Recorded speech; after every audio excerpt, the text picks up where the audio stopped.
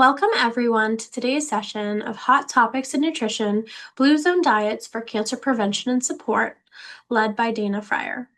This program is hosted by the Blum Resource Center. Over at the Blum, we are grateful to the nutrition team for this continued partnership. The recording of the session will be posted on our Blum YouTube playlist and our Blum Digital Resource Center. For those of you watching live, if you have any questions related to today's program, please feel free to utilize the chat feature throughout the session. At the end of the session, your questions in the chat will be used to moderate our question and answer. If you have any other questions or would like more information about resources and programs offered through the Blum, please visit our website at www.dana-farber.org/resource center or email us at blum_center@dfci.harvard.edu. Thank you all for joining us. I will now pass the workshop over to Dana. Wonderful. Thank you so much for having me to talk about this lecture. This is such a great topic that I talk a lot about with my patients because we see so often when we're online, on social media, there's all sorts of diets that tell us that there's foods we should and shouldn't eat. And the Blue Zone diets are a really interesting concept because they're studying these unique populations. And it's not just focused on our diets, but also our lifestyles as well. With today's lecture, we'll really introduce you guys to what are the blue zones. I know this might be a different new topic for some of you. We'll talk about specifically what those dietary patterns look like, look at the research between blue zones and cancer prevention. We'll take a peek into those lifestyle factors, talk about practical tips for adopting this into your diet, and then also talk about challenges and considerations when adding these blue zone diet aspects into your diet as someone who is going through cancer treatment. Let's dive into what the blue zones are first. Many people have often heard about the Mediterranean diet, and the blue zones is a similar topic, but what it's looking at is at these different zones across the world where we're having people who are living longer than average, and not only longer than average at that 73 years, which is the WHO worldwide average lifespan, but especially those zones where we're having people who are in that greater than 90 years old age category. So really regions of the world where we have a large part of the population living very close to 100 years old. And with the blue zones, we're not only looking at the lifespan of how many years someone is living, but we're also looking at the health span. And when we're thinking about health span, we're thinking about the number of years that you are in relatively good health in your life. And I know for many of us here, we don't want to just live long lives, but we want to make sure we're living a healthy of life as possible, maintaining that independence, maintaining that quality of life as much as we can. Let's take a look at these different regions. So there's 5 official blue zone regions. And when we say 5 official blue zone regions, we're thinking about the areas that have really been extensively studied, who have those groups of people who have significantly longer lives than that higher number of the centenarians, those people living closer to 100 years old. They're scattered across the world, which is one of the reasons, too. I think this is a very interesting population to look at because it's not just saying, oh, the Mediterranean diet is the healthiest, but we're looking at things that are both closer, like California, Loma Lima, and farther away from home. And just because there's these 5 official blue zone diet zones, it doesn't mean that there's not areas around the world besides these 5 that have a lot of these same principles, but these are just the 5 areas most extensively studied. And with today's lecture, we're going to dive in specifically to look at these key metrics as well, but there's lots of different characteristics that we can see across these blue zone areas. Predominantly, what we'll spend most of our time on today, the diet of these populations, which although they vary widely just due to different cultures of the region, we can see that most of the diets are going to be predominantly plant-based. These regions also have physical activity, specifically regular daily physical activity, regular movement built into their lifestyles. And then social connections are really, really strong in these regions. People also focus on having a life purpose and then also stress reduction as well. Let's take a look at, well, what are these dietary patterns looking like across these different blue zone regions then that help contribute to people being so healthy? First, we'll look at it from a global perspective of what do all the five different regions have in common? And one of the really key tenets of these blue zone diets is the fact that they are predominantly plant-based. And something important to think about when we're thinking about plant-based is that plant-based does not mean vegan or vegetarian. Plant-based just means that the majority of the food on our plate is plants. And so, what this looks like on a regular diet would be working to have 50% of our plates be fruits and vegetables. This does not mean that you cannot enjoy your favorite animal proteins or dairy products, but it just means that the emphasis is shift from being very carbohydrate heavy, very protein heavy, as the typical American diet is typically, to more of a focus on these really, really great plant-based foods that we'll take a look at. So let's see what the different regions can offer us. And because there's a lot of similarities, especially as we go through each region, I'm going to be highlighting what are some of the key differences here. And the fact that we have all sorts of diets across these five different zones, again, really showcases that it's not just one specific diet, but rather a eating pattern that you can adopt to fit your preferences that's going to help be best health promoting. First, we'll start with somewhere closer to home with Loma Lima, California. This region of California is really predominantly settled by Seventh-day Adventists, where a big part of their religious practice is following a healthy lifestyle and diet, which definitely helps them be able to follow these guidelines a lot easier than the general population, especially the general American population. Key things with their diet is that a good amount of them, around 35%, will follow vegetarian and vegan diets, with about 5% of their calories coming from red meat, poultry, and fish. You can see on the right the breakdown of what a standard diet looks like in this region, and you see it following that example we talked about of being 50% fruits and vegetables. We still have those other aspects in there. We can see some of the meat, some of the added fats, the added sugars, but you can see the majority of that diet is going to be our fruits, our vegetables, as well as our legumes and soy. The next region within the blue zone diets zones is going to be Okinawa. So this is a region of Japan, and they do follow a pretty typical Japanese diet, but something that is different in this region than the whole of Japan that makes specifically Okinawa a key blue zone is the fact that they use a lot of sweet potatoes.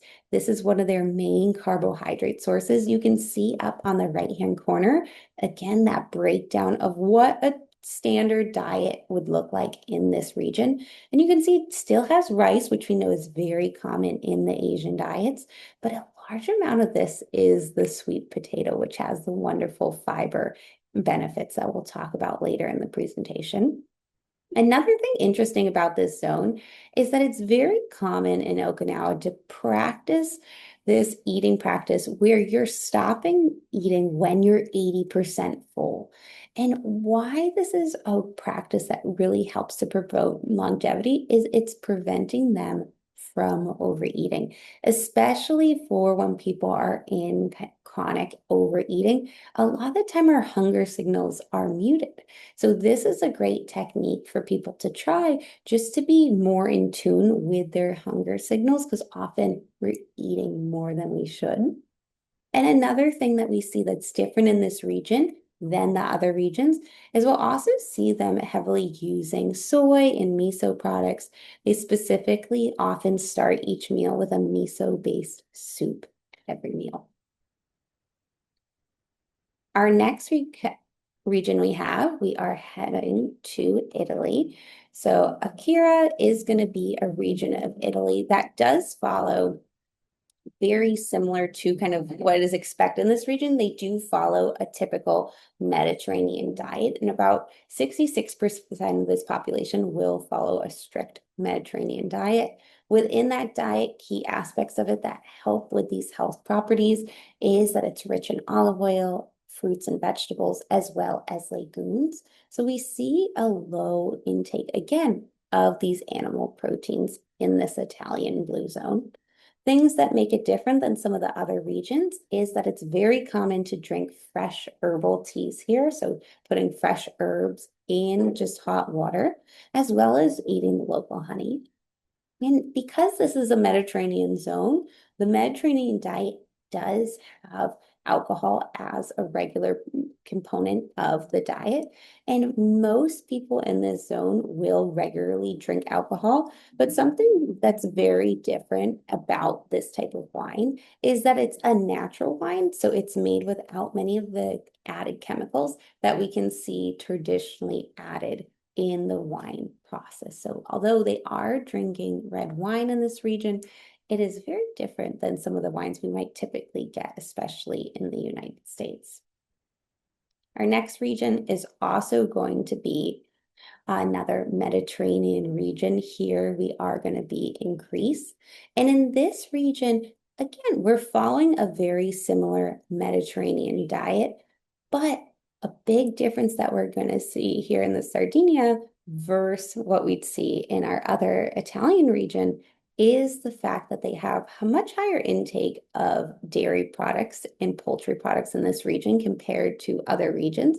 And also a main staple of this diet is going to be our whole grain sourdough bread.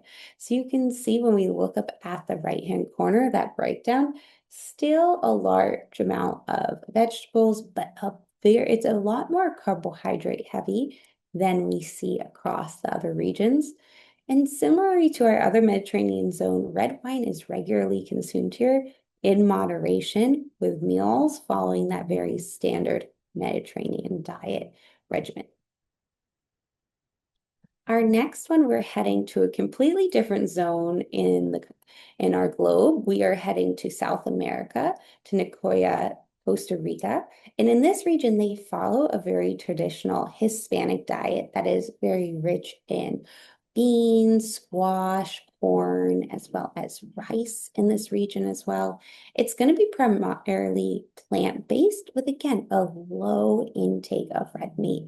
You can see when we look on the right of their breakdown, they're having more dairy as well as more whole grains and a little bit of a different breakdown of our different nutrients. And you can see some examples of what we can have in this region, common to this region there. Next things I want to highlight are just some key different foods that we can see in these blue zone regions that have a lot of health benefits, not just for cancer, but also in general. One of them is what oil they're using to be cooking. We know that we want to be trying to have healthy oils that we're cooking in. Olive oil is one of the healthiest oils we can be cooking in. It has antioxidant and anti-inflammatory properties, as well as being rich in those healthy monounsaturated fats. And it has good sources of vitamin E and then the phenols that we'll also find in olive oil. Fermented food is another thing we'll see used worldwide across all these different blue zone regions. Some key different types of fermented foods that we can see is fermented dairy like kefir or yogurt.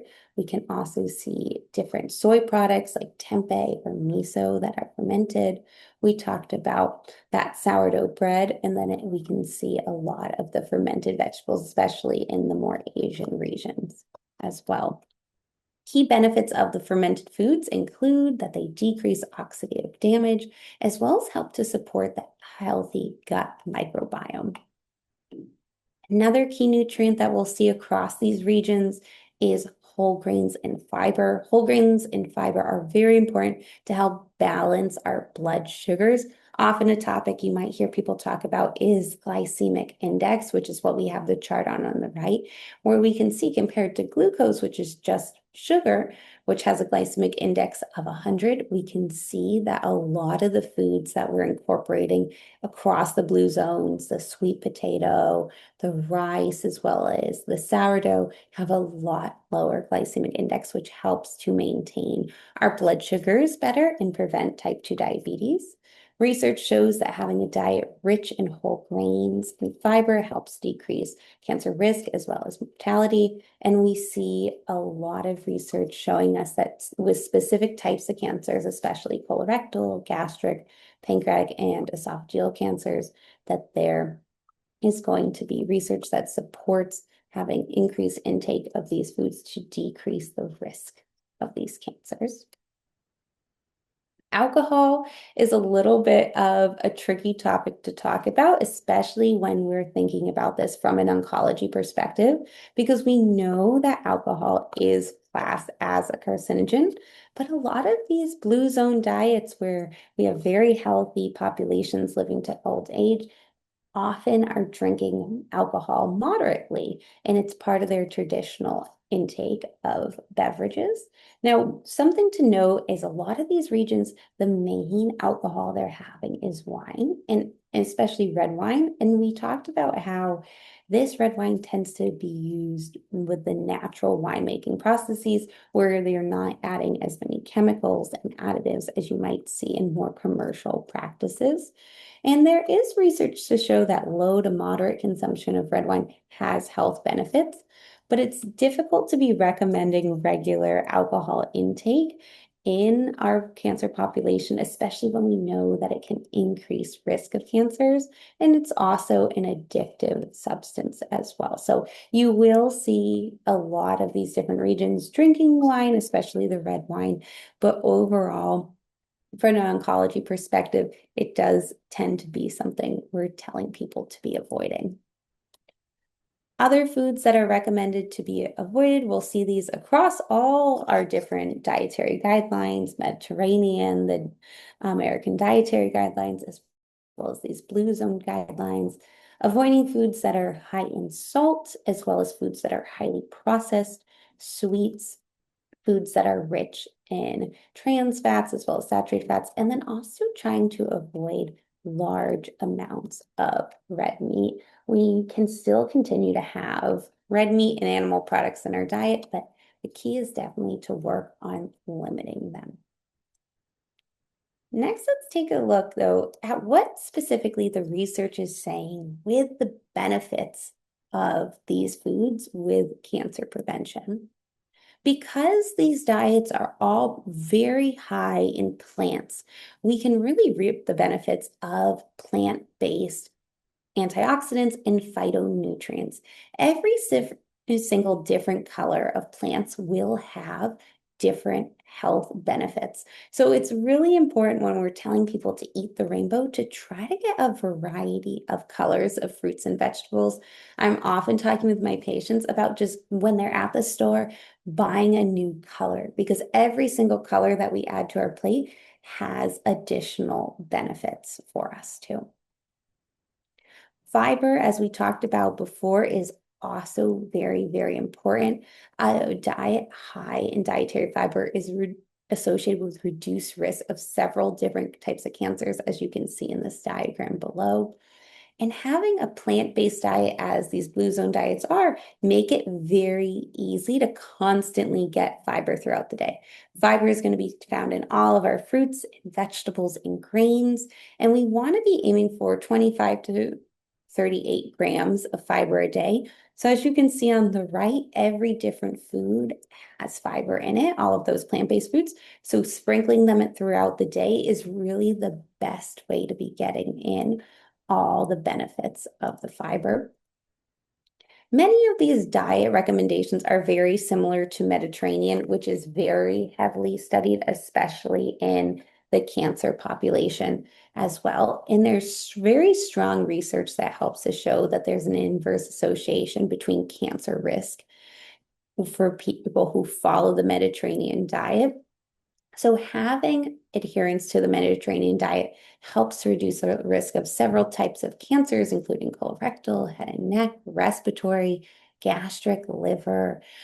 We see it in bladder as well too, and can help decrease the mortality. Depending on the type of cancer, there's some additional benefits. So there's been research that shows that following the Mediterranean diet, especially for patients with prostate cancer, can also help to decrease the cancer progression.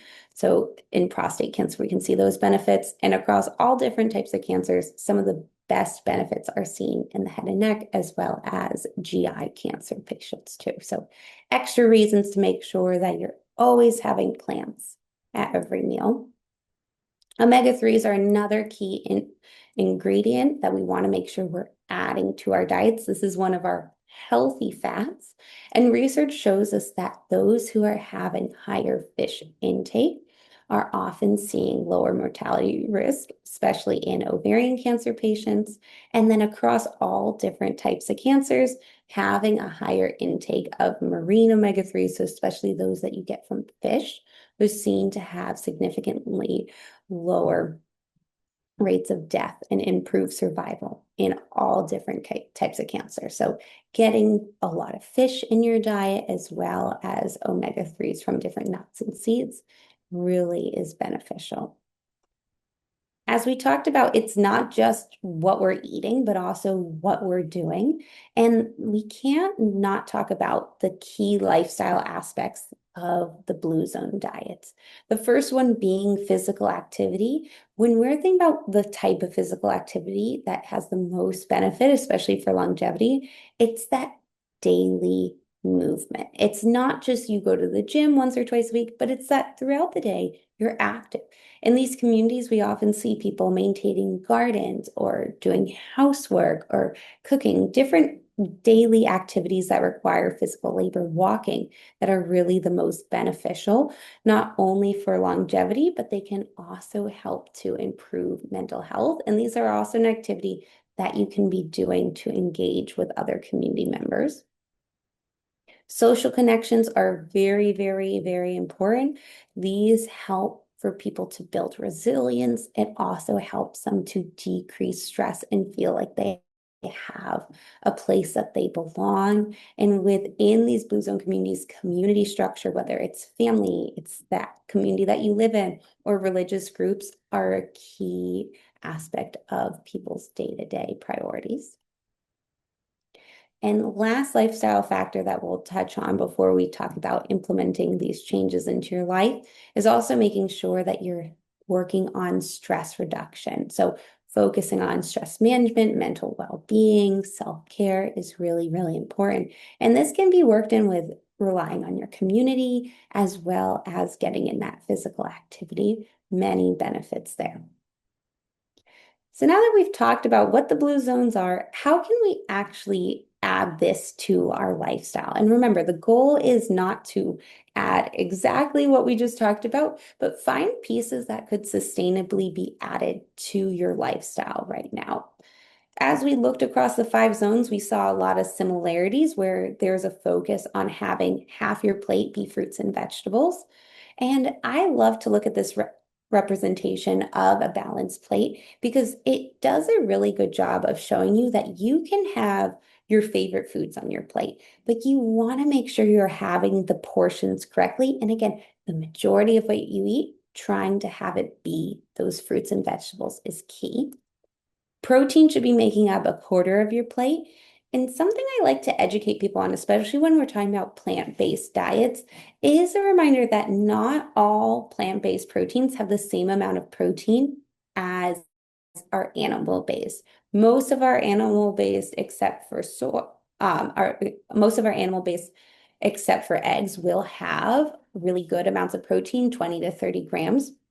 Soy will also have similar amounts of protein, but beans, legumes are inherently lower in protein. So this is something to be aware of because most people going through cancer treatment will have higher protein needs.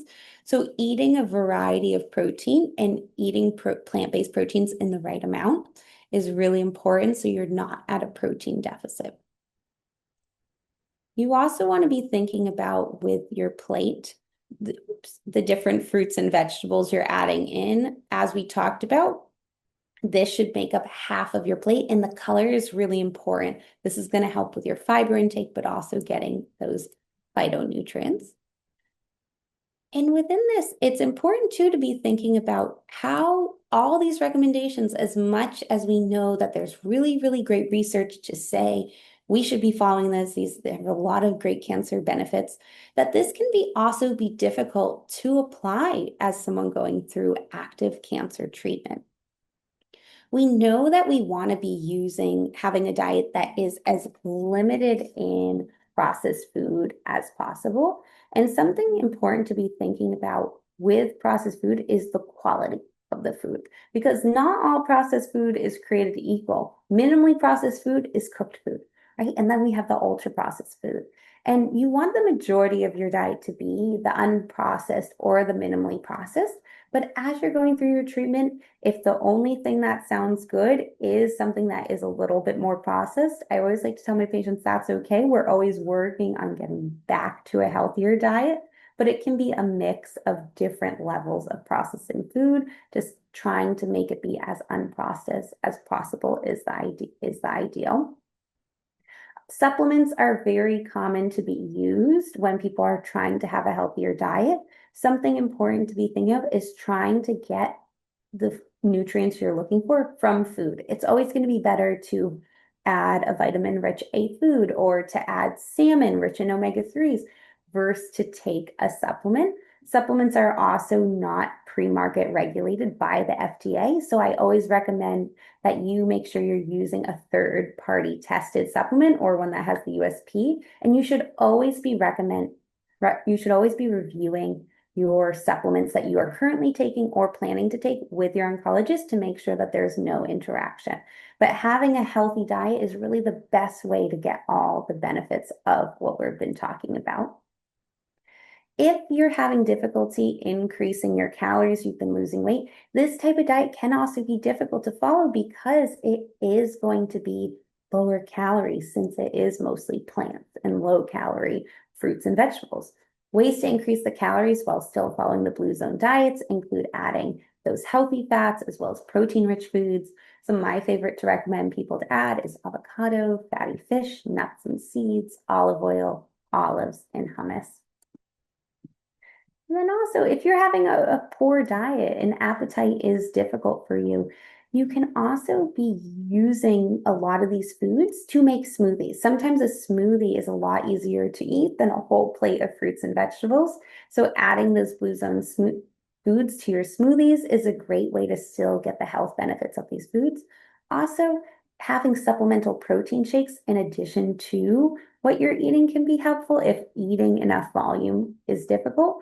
Small frequent meals is another great tip.